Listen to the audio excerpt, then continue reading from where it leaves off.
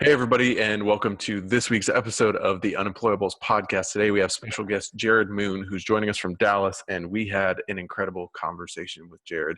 He runs a fitness program called End of 3 Fitness, which has Garage Gym Athlete, which is actually the programming I use for my personal fitness. And we got off into the weeds a little bit talking about fitness, to be expected when you've got three guys who like to work out together.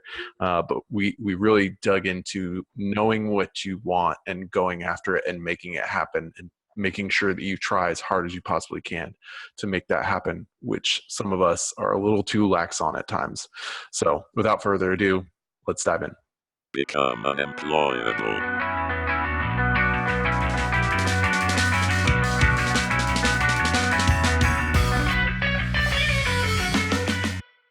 Hey, everybody, and welcome to this episode of the Unemployables podcast. Today, we've got Jerred Moon joining us from the great state of Texas. Jerred, actually, I got introduced to him originally through a friend of mine and a fitness program called Garage Gym Athlete, of which I am a big fan. And so we're really excited to have you on, Jerred, and looking forward to diving into this conversation. Yeah, man, I'm stoked to be here. Thanks for inviting me. Yeah, of course. So actually, one of my friends, Kurt, was on the Garage Gym Athlete podcast not long ago. And he introduced me to the programming, I guess, back in November. And I did it for a few months, and then I took a quick break from like March up until about 2 or 3 weeks ago. And then I've jumped back in recently after working with a trainer to get some nutrition things dialed in. But it's been really great. I love it, man. Awesome. I appreciate that. Yeah, I think they always come back. See, I always knew I was going to come back. Like I was like, I hit a hump, and I was like, I just have to get somebody who's working specifically with me for a couple months to get I've got to get my nutrition figured out, because that's my biggest thing. Like I'm a big overeater, and I come from a family of overweight people, and I got that dialed in. And the before and after pictures from March to end of June were awesome. But I was like, all right, I paid you good. I really like you, but I want to go back to GGA now because I love having the community that's around it. So that's been really fun. And that's our typical recommendation. Like if someone's really struggling with form or nutrition beyond our scope, like go get, especially anyone who has terrible form. Like we can help so much through remote programming, send us videos, whatever. But if you need like that tactile feedback, someone touching, getting you to lower down and change position, then they're like, hey, go hire a coach and then come back. Like get 12 weeks under your belt and then truly train by yourself in your garage or whatever. That way you're more prepared and equipped. Yeah, for sure. And actually, because of you, me and Kurt have been doing the Murph for a year challenge. And it's, nice. It's terrible. I don't know why I agreed to do it. What number are you on? Did you just start recently, or? No, I did number 20 a couple hours ago. You're right behind me. Awesome. Yeah. Well, anytime you post and I see that you're on what are you on, 24? I think this coming week will be 24 or yeah. Anytime I see yours, I'm like, dang it, I need to do 2 this week so I can catch up and be like, with Jerred. Just do a double.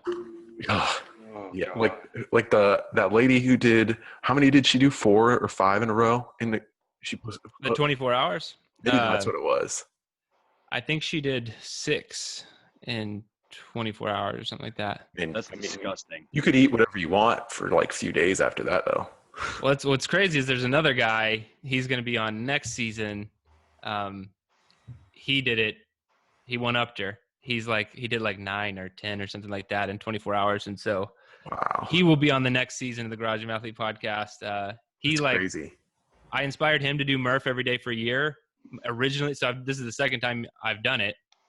And so I did it back starting, I think it was 2016 to 2017.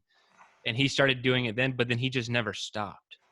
He just like continually like does Murph at least like once a week and just has been on it. And he's been keeping me filled in on the details, but it's a pretty badass workout. Yeah, it's a great full body thing. If you've got like an extra day in the week and you want something else to just whoop your own butt. Yeah. So Saturdays are for. Yeah, do that or condition me to the grave every other day. You'd be my favorite.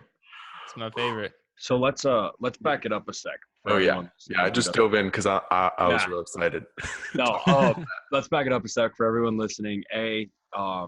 Garage, what is it? GTA? Garage Gym Athlete. Garage Gym Athlete. Okay, Garage Gym Athlete and the Murph. I know what the Murph is, but I know everyone listening doesn't. So let's just talk about A, what that is, and then B, what you do with Garage Gym Athlete and what your business model is there. Okay, so first, Murph is a workout in memory of Lieutenant Michael P. Murphy, who died in Afghanistan, I believe 2003. That movie, what is it, Lone Survivor in the book? He was the officer in that. Anyway, CrossFit named a workout after him. It's run a mile, 100 pull-ups, 200 push-ups, 300 squats, run a mile. And if you have 20 pounds body armor or vest, wear it. So that's the workout. And I started that challenge doing it once a week for a year. Like I said, this is the second time I'll be doing it for a year. And it's really just, it's a huge test. The first time was a huge test in physical capacity. And this time is just more of a test in discipline, getting it done. And because doing it every Saturday, no matter what, those are my stipulations, is it has to be on Saturday, that way there's no pushing it around. And there's been several 12-hour delayed at an airport with my 3 kids and wife, and then get home, at 11 p.m. And it's well, I have 1 hour to knock this out, before it's over. So those kind of things are what make it very interesting now. And so going to the business model, it's actually to look at things as from a big picture. I own a company called End of 3 Fitness, and it really has 2 main areas of revenue. It's Garage Gym Athlete, which is our monthly subscription service that people pay for. We provide workouts and coaching, things like that. Then End of 3 Fitness itself is more of an education company. We sell a certification and what we call our Coach Accelerator program to teach coaches how to program, how to do digital business, how to dive into the mindset of the athlete. So Garage Gym Athlete is way more popular in that regard, of just people knowing about it and subscribing to it. Obviously, we have a lot more customers, but the End of 3 Fitness education piece is a huge part of what we do as well. That's awesome. So I want to back up. Excuse me.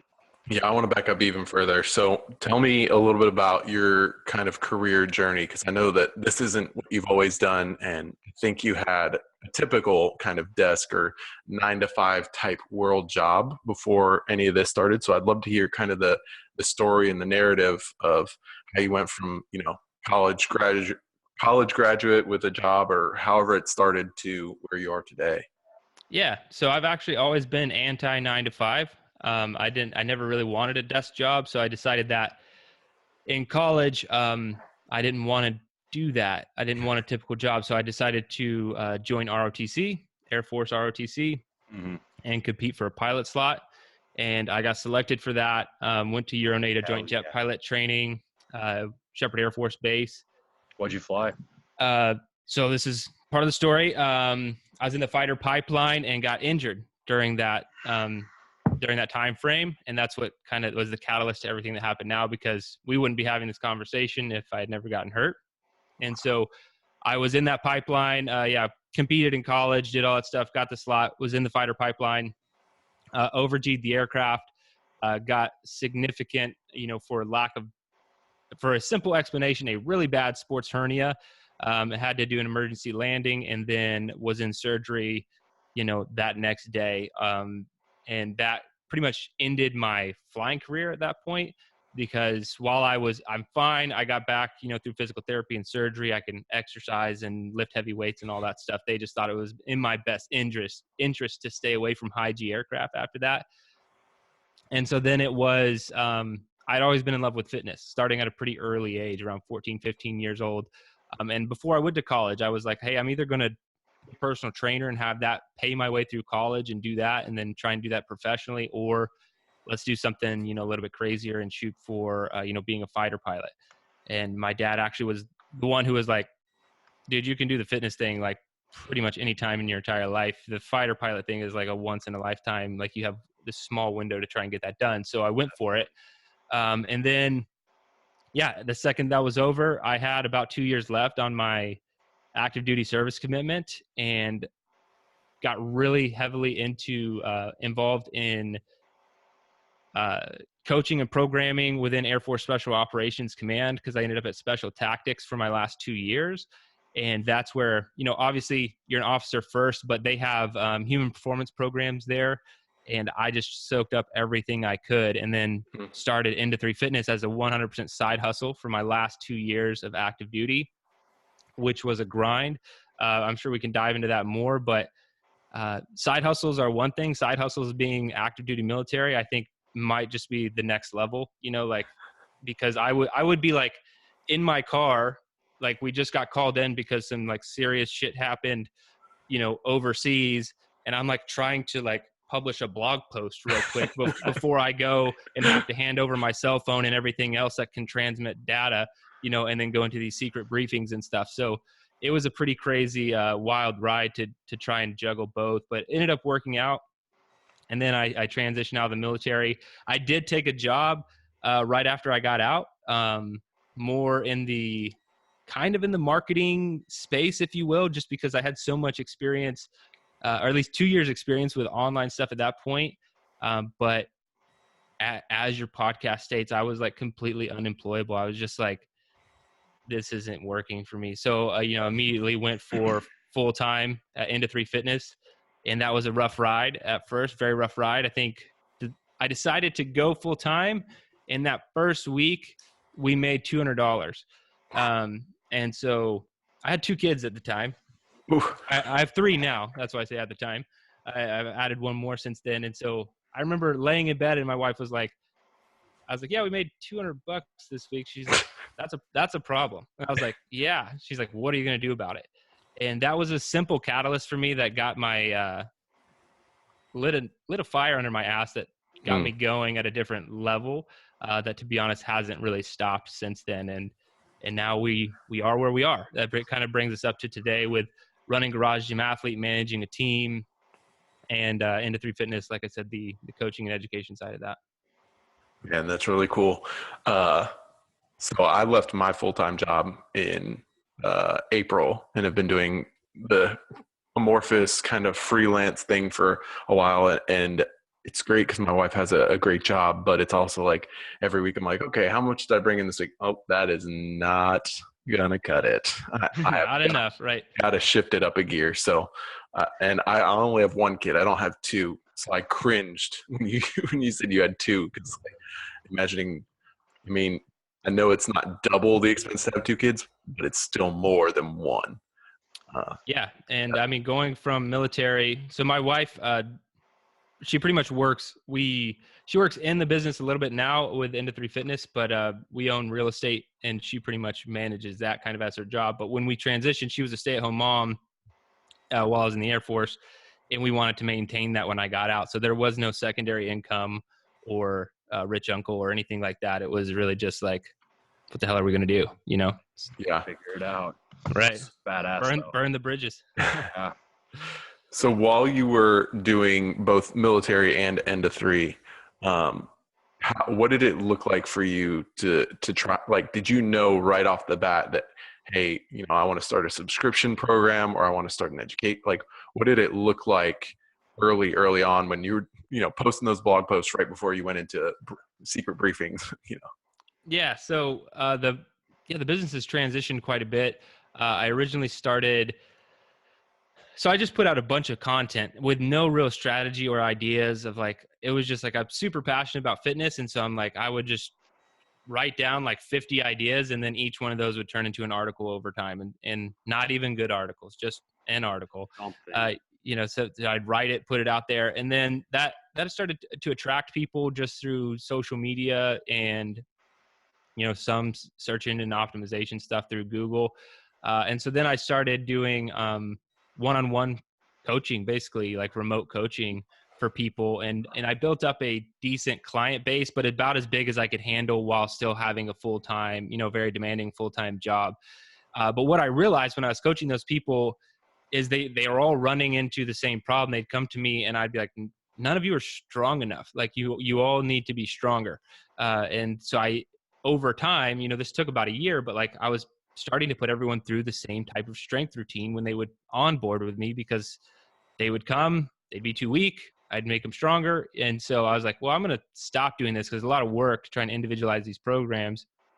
And so then I created One Man, One Barbell, which pretty much ran the show at Into 3 Fitness for several years. Just a $49 program that gained a lot of popularity, and we pushed heavily for a long time. And that was about all I could handle, because I was still, I needed something a little more delivered and not so much, my time intensive. And then after that, we transitioned to Garage Gym Athlete. This was kind of an experiment. At first, it was like I do a ridiculous amount of planning for my own programming, just like my own. At the time, I was like, I'm spending hours on this per week to make sure it's like awesome. Right. And then I, had an email list and was like, hey, I'm thinking about letting you guys have access to this. It'd be like a monthly subscription or whatever. Who's down?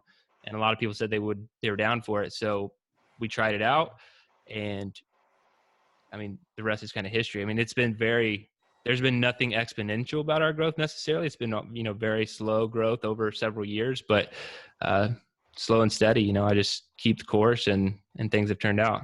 Yeah. Well, I mean, one of the great things about what you've built is that you have a very specific niche market. And it attracts a very specific type of person. So you know exactly who you're not going after, right? You're not going after a power lifter or anything like that. You're really going after somebody who can get access to a few pieces of equipment and run from there. So I'm sure that is both helpful and frustrating at times. Yeah. I mean, I'd say the most frustrating part is that we want to take over your training. So that, to be honest, that's a little bit harder to sell. Most people, if they're doing something, it's easier to add on to someone's training. Like, right. Hey, I'm a mobility guy, and, just add your mobility program to your current routine. No big deal. Right. But I'm like, actually, no, I don't want you to do anything else. I only want you to do what we're doing and everything that it includes. So it is a big ask for people and can be a little intimidating sometimes, but yeah, we kind of attract CrossFitters, even though I stiff arm that a lot of times, and it offends people. We're really just going for people who want to be well-rounded, if you want to call that CrossFit, or if you want to call that strength and conditioning, it's fine by me. But that's kind of, our niche. Weren't you a CrossFitter for a little while? Yeah, for sure. Like I don't, the reason I kind of split off with being involved with CrossFit is just because they started to get so defined about what they were. It took them several years to do that. Yeah. And after they finally clearly defined it, I was like, oh, all right, well, by your definition, I'm not CrossFit. And like, what we're doing is not CrossFit. But I still, I went through some of their certifications and been a part of the community for a long time. And I have a lot of my good buddies here in town own CrossFit gyms and stuff. So yeah, nothing against CrossFit, just by definition, we don't do it. And right. Yeah, I really enjoyed pure CrossFit when I was doing it. I just kind of transitioned, I guess. Yeah. CrossFit does have a really cool community. It does, for sure. Cult. Very tight. Almost cult-like. Cult-like community, yeah. Right. Say that. Which is great because they've created thousands of raving fans. Right. And that works.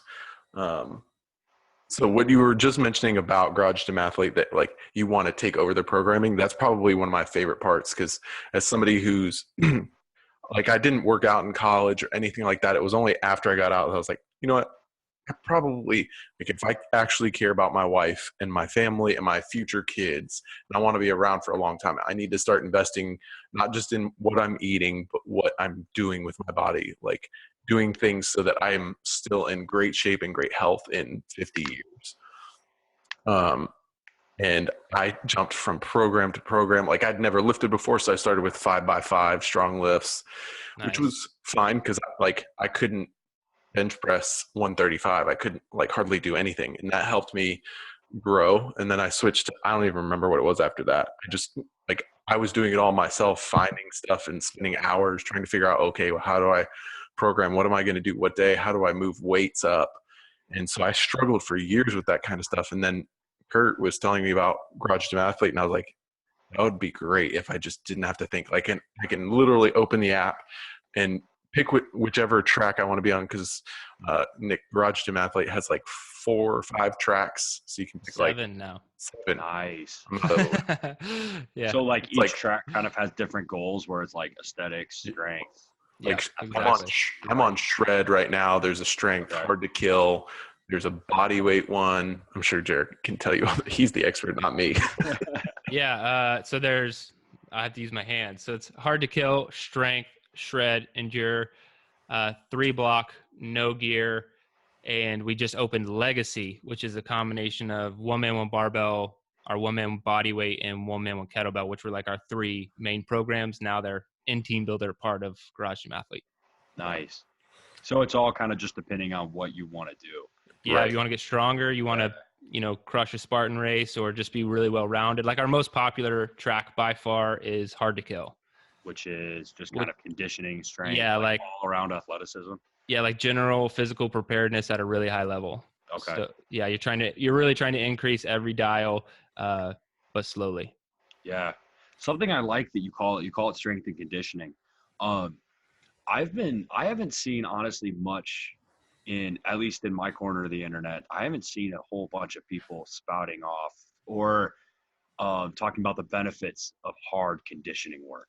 Like not like cardio or slogging through a jog, but I mean like sprints and like hard body weight workouts that crush you for like 30 seconds to a minute, like hit almost. But it seems like you've taken that and absolutely integrated that into your program, which is huge. Yeah, we try to be, we're really juggling a lot of things. Like we don't go high intensity every day. Oh, and, yeah. And we do, once, maybe twice per week. And that's actually been a big coaching point for, just us in the app communicating to athletes normally we put something down, people just want to destroy themselves. And so we have to make sure that we coach that's not today, that's tomorrow, it's there's time and place. And that's been hard, especially people coming from like a CrossFit background. It's hard for them to throttle back, but it's like, trust me, this is going to work out for you a lot better in the long run. And those who trust the process see a lot of results.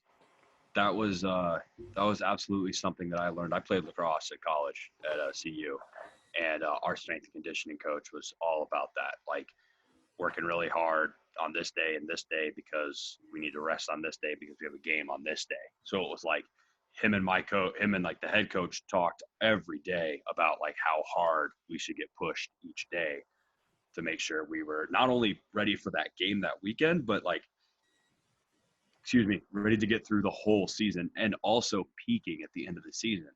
And that's something that a lot of people who have never had, like most people, I think, because I never would have thought about it, who have never had that experience, would even think about. Like if you've got a competition come up, like if you've got a Spartan race coming up, like you got to make sure that not only are you training to get better, but you're training in a way that makes you peak on that race day. Yeah. Yeah. Peaking is often overlooked. And I mean, to be honest, in like a hard to kill track, we don't peak, which gets it more in line with like a tactical athlete, right? Right. And that's kind of my background. Like there is no, technically, like you could know when your deployment is, but there truly is no peaking in that regard, because it's just like you need to be as ready as possible. But our other tracks are more in line with athletics, like what you're saying is like, hey, we're going to run a 12-week cycle, and then at the end you need to be peaked out like right here. And so yeah, that's a big thing that a lot of people miss. So I want to go backwards a little bit to those weeks when you were trying to go all in on the industry fitness and it wasn't going so well. Right? You said you were laying in bed better, talking to your wife or whatever it was, and you had $200 for the week. What were the things that you did when you kicked it into a higher gear that really helped take this to a sustainable level? Yeah, so there was really 2 things. The first thing I had to do was start selling things. I know that sounds kind of funny, but like so important. It's so overlooked. Like that is the most important thing. Yeah. Like I was like, okay, I need to get more aggressive about selling things, basically, because I was really like, it was, at that point for me, business was more of like a magic thing. Like, hey, 5 people bought today. I don't know why 5 people bought, but that's great. Yeah. And then tomorrow 1 person buys. I'm like, well, 1, 5. Like, it'd be a lot better if it was 5. I don't know why it was 5. And that's how it used to be at the beginning. And I was just like okay with that. Right. Now I'm not okay with that. We're very mathematical, and we have goals and all these projections and everything else. But that's how I started. So that was like phase 1 after that conversation with my wife, was just like starting to aggressively sell things. And I thought I would piss people off. Maybe a few, but to be honest, most people didn't really care. Those who like really enjoy and believe in what you're doing are happy to pay, so long as you have a good service, right?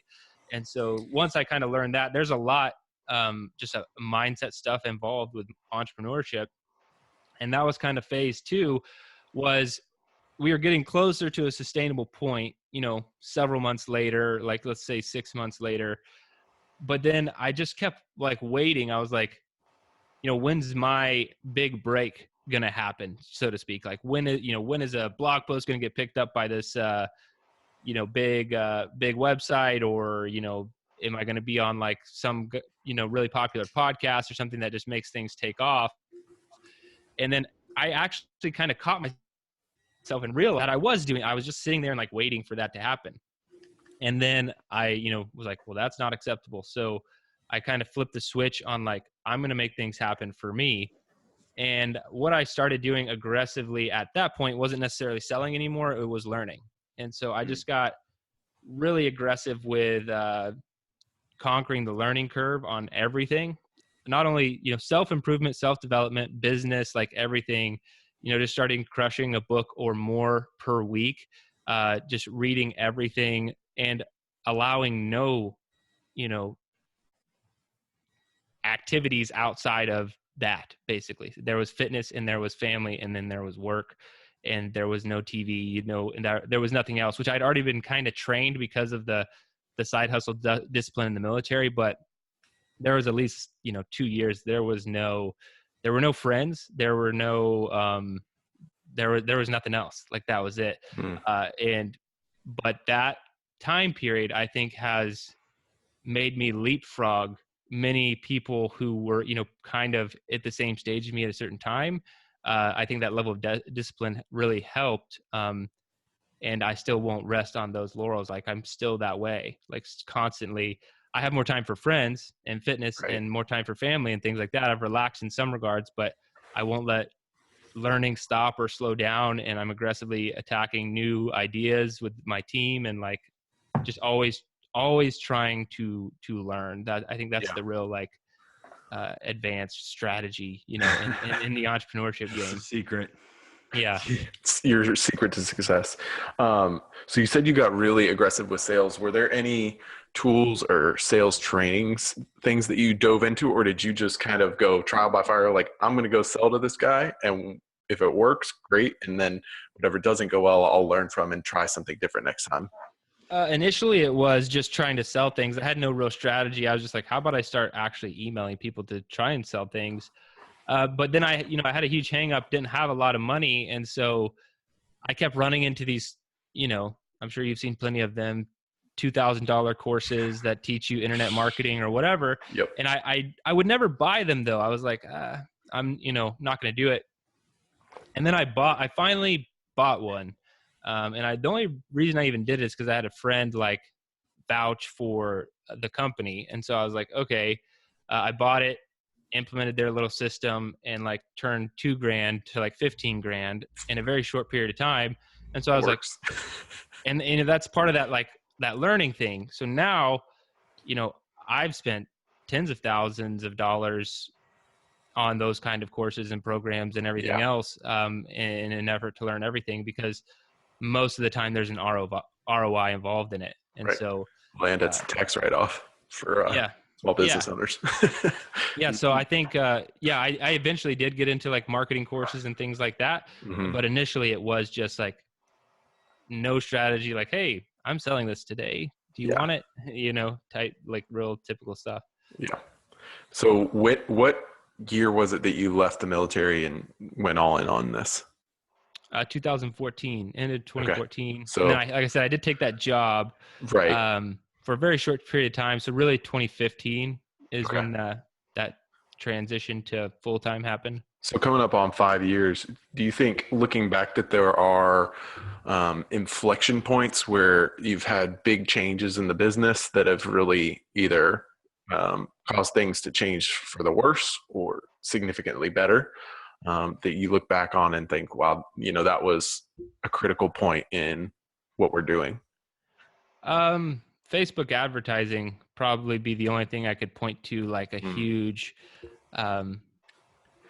because when we got into Facebook advertising, it was just me, and I would sit there and be like, yeah, it was kind of like I would set aside a certain amount of money that I was okay with just losing, almost like gambling, right? I was like, Right. okay, I'm okay with losing this, and then I would do my research, start some campaigns, and then like stop them, and then like calculate all the ROI on my own and like, by hand. And then I could never like get too mathematical, like too scientific about it. I tried, but like there'd be like a loss and whatever.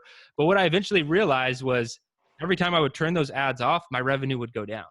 And every time I turned those ads back on, my revenue would go back up. But I never could fully attribute it to the ad. Like Facebook's gotten a million times better since then with being able to track things like that. Back in the day, it was a little bit more like manual and harder. And sometimes they double track things. They'd be like, oh, that ad made you $500. I'm like, I don't have $500 in my account, so I don't know what you're talking about.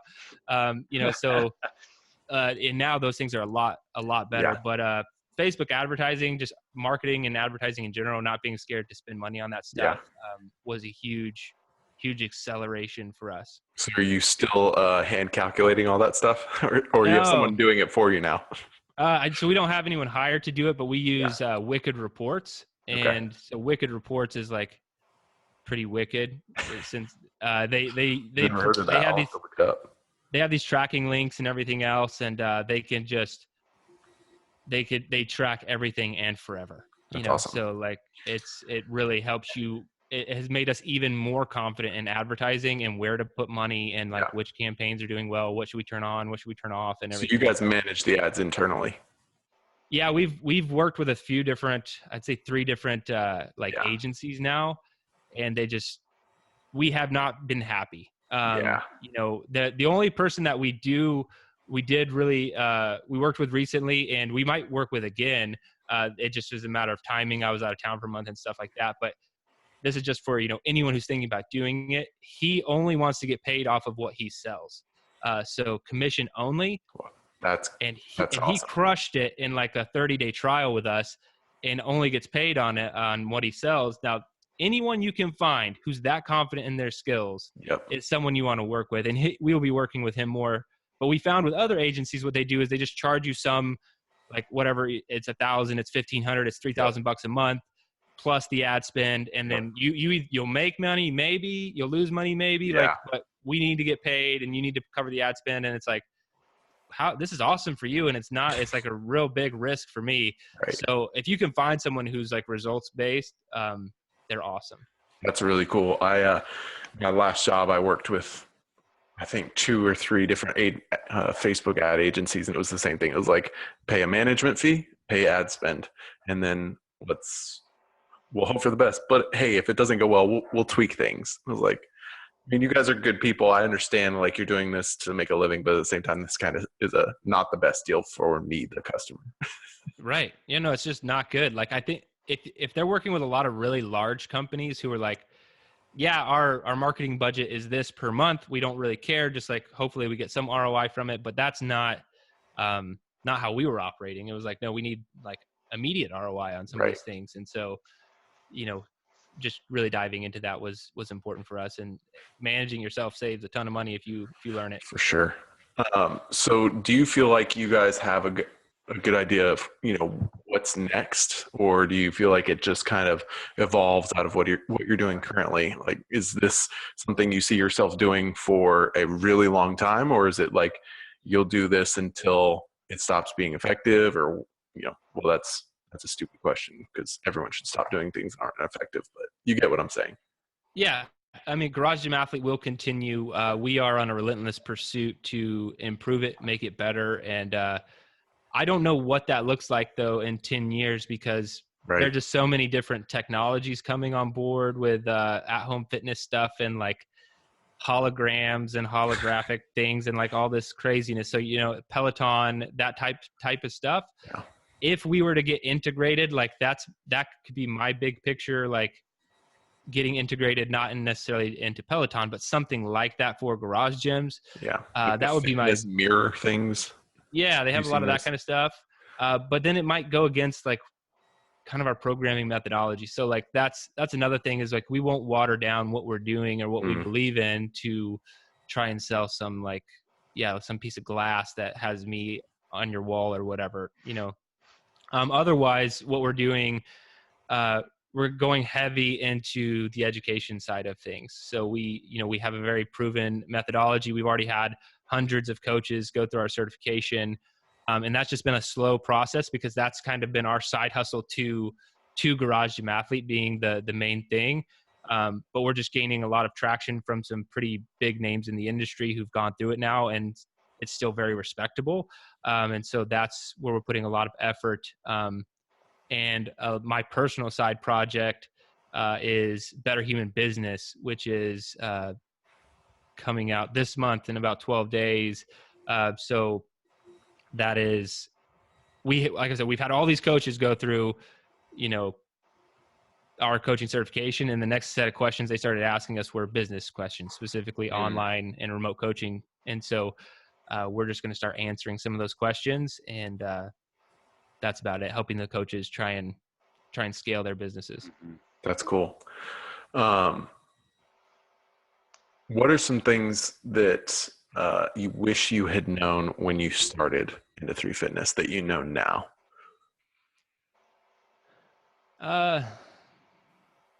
Or just one thing? Yeah, it's really hard. I think going back to just realizing, like, you always know it, but I don't think people fully realize that how in control of your life you really are. And I think that to be honest, it took me like probably 3 years to learn. Like, and it's ridiculous, and I had some phenomenal mentors who really helped me shortcut some of the other mindset hurdles in entrepreneurship and my relationship with money and like all these other things. But I think that entrepreneurship is so complicated in how many ways it can challenge a person that there's not necessarily one thing other than that. Like just knowing that you're in full control and ride the roller coaster well.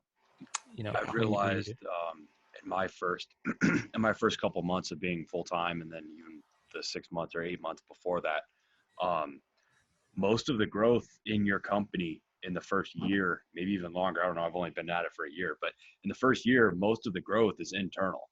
It's not necessarily that the company gets better, it's that you get better and then the company shows you. I'd imagine that keeps going, but especially at the beginning, man, it's like changing your mindset to just realizing like, okay, everything I do, the better everything gets, not just the time I spend at work, but the better everything gets, the better the business gets. Yep. I like 1000% agree with that. Like if you and that was kind of probably one of my issues early on is I wanted to learn a bunch of tactics. I just wanted to learn like this marketing strategy, this Facebook ad, those kind of things. And what I realized that if I just focused on me making myself the best version I can be, that transcends everything else. And so I am always focused on that. However selfish it sounds, but I'm always focused on me and making myself better and improving myself however I can. And every time I do that and invest in myself and go to that conference or do this course or whatever, my business tends to grow. There's no direct correlation or connection you can make other than you get better, everything gets better. Yeah, that's so good. We talked about that a couple episodes ago with a 22-year-old kid who's made a bunch of money from drop shipping and then has leveraged that into starting a few other businesses to make him more money. And he realized so much sooner than I was like, if I had realized how in control of my life I am 7 years ago when I was 22, man, I think my life would look so much different because I just didn't have that mindset until probably honestly like the last 6 to 8 months. And it's dramatically changed the landscape of what I do and how I do it and how I operate as a person. And it's such a powerful realization.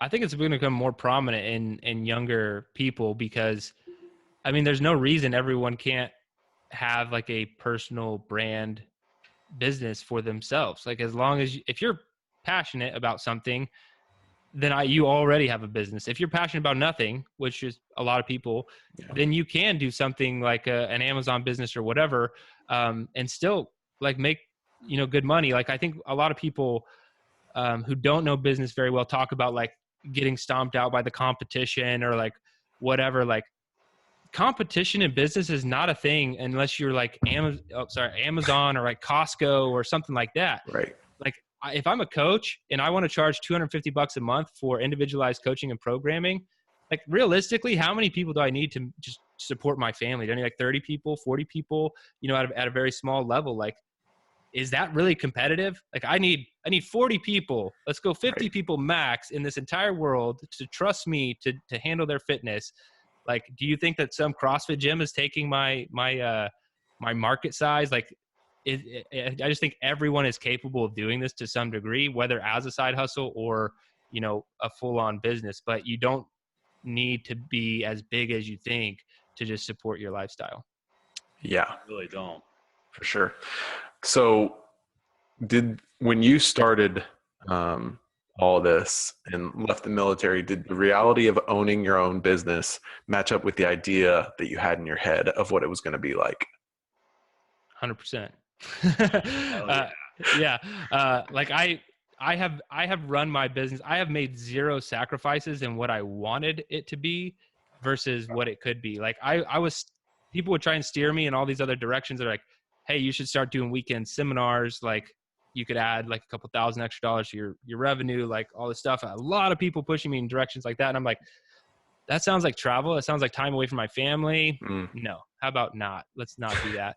And awesome. I've always made those decisions. And then, my business has created the exact lifestyle I wanted. Like it was way more stressful than I thought it was going to be at the beginning. But that was just something like a hurdle you have to get through with how I did it, like very little in savings and just jumping, really off a cliff there. Like that's not what I recommend for most people. Have something built up, if you're going to go do that. But yeah, it provides me like my only real goals are spend time with my family and work out as much as I would like and have enough money to, support my lifestyle. I don't have many dreams for my business other than that. And all of those have been checked off for a long time. So we do work on other things, but that it has provided the exact lifestyle I wanted. That's cool. That's awesome. What does a typical day look like for you? Because I know when I was talking to you about coming on the podcast, we were joking about leaving the 9 to 5, and you're like, "Oh, I work 7 to 4 anyway," or whatever it was. So yeah, I was like, it's perfect because I don't work 9 to 5. I work 7:30 to 4:30. Yeah, perfect. So typical day for me with no travel, and I don't travel that much. I just came off of 30 days of straight travel. Which I was saw you posted about that. That's nuts. Yeah, that was an accident. I don't normally do that. Just a bunch of things got lined up back to back, and I ended up having to do it. But a typical day for me, I wake up around 4:30, 5 a.m., and then I'm in my office. I normally go through some sort of morning routine, or I'm writing or something like that. One of those. After that, my kids wake up pretty early. They wake up at 6, so I have an hour and a half. My little one, my girl, she's only about 15 months. She sleeps in a little bit later, but my 2 boys, they're up at 6. And so I make them breakfast and hang out with them until about 7:30. Then I get started. Coffee and work on my computer. I work from 7:30 till about 2, and then I work out for either an hour or longer if I would prefer to do like some extra stuff.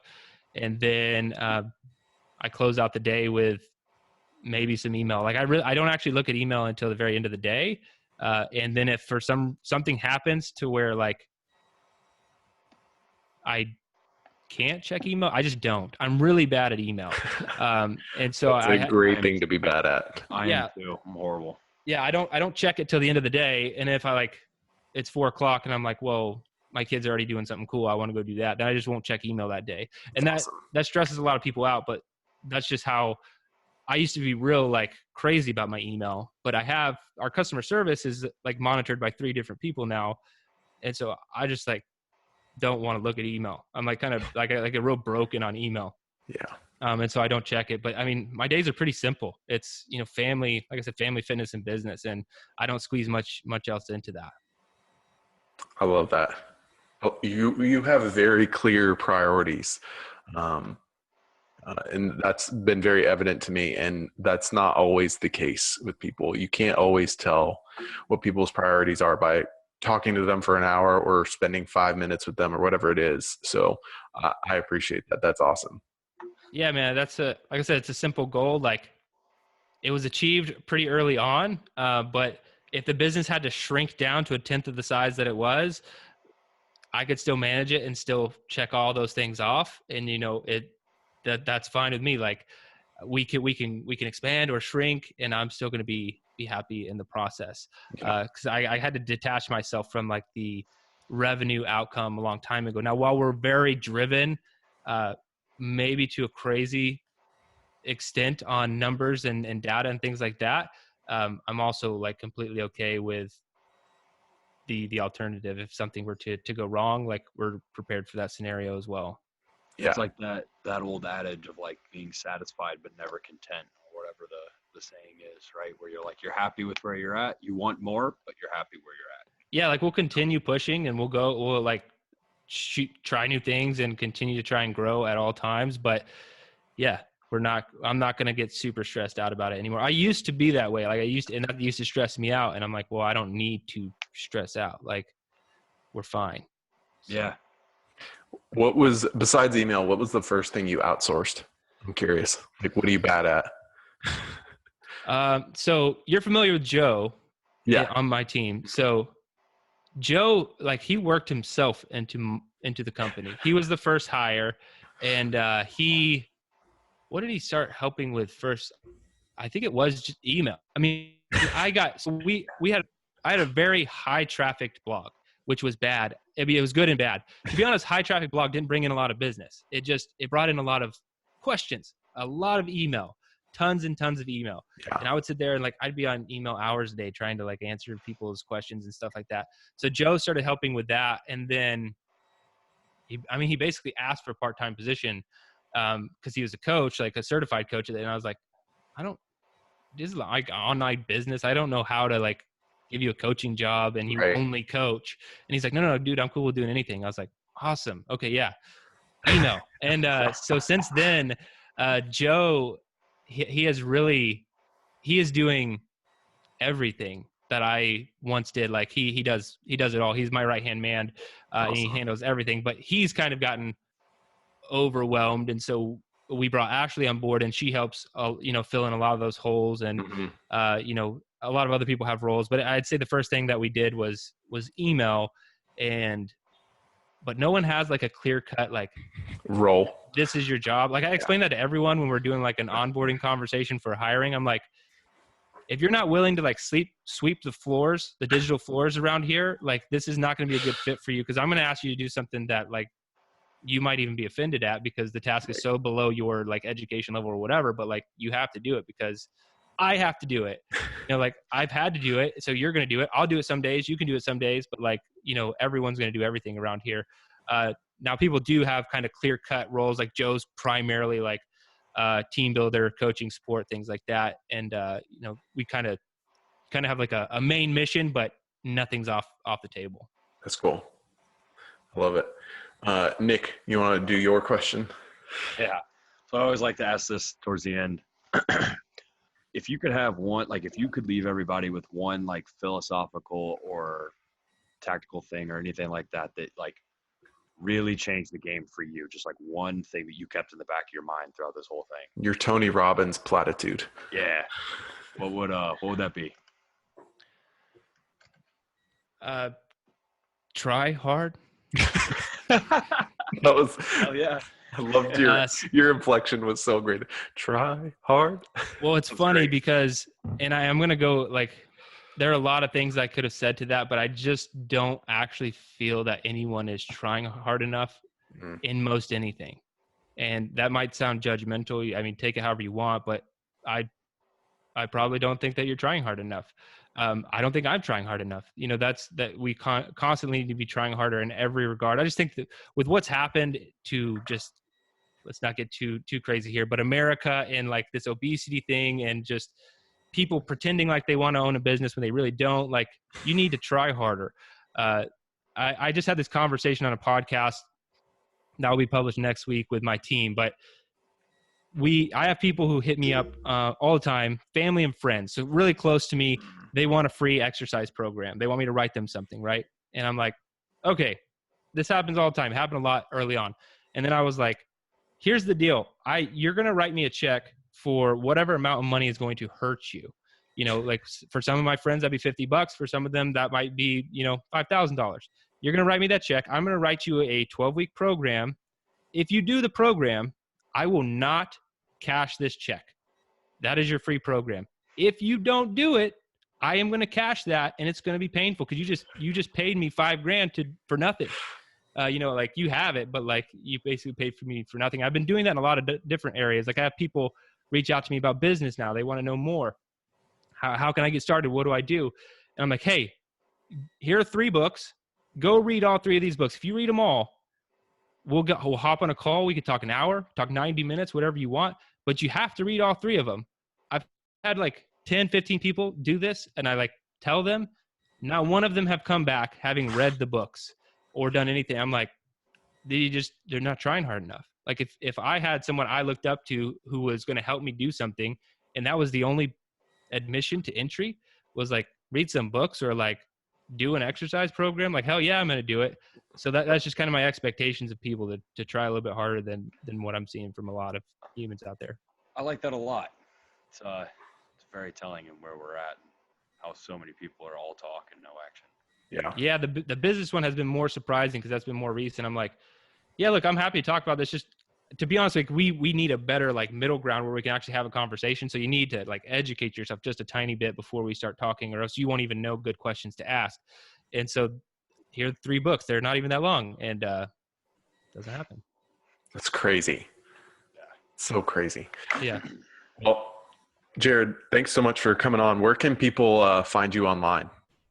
You can find me at garagegymathlete.com, or Instagram would be EO3_fit. Don't get me started on the underscore. It happened. I did it for no reason. EO3fit's not even taken. I can still change it, but I'm on Instagram. You'll find us. Yeah. Perfect. Well, thank you so much for joining us today. We really enjoyed the conversation, and yeah, we'll talk again soon, I'm sure. Yeah, man, it's been a blast. Thanks. Yep. Thanks, man. Later. Become unemployable.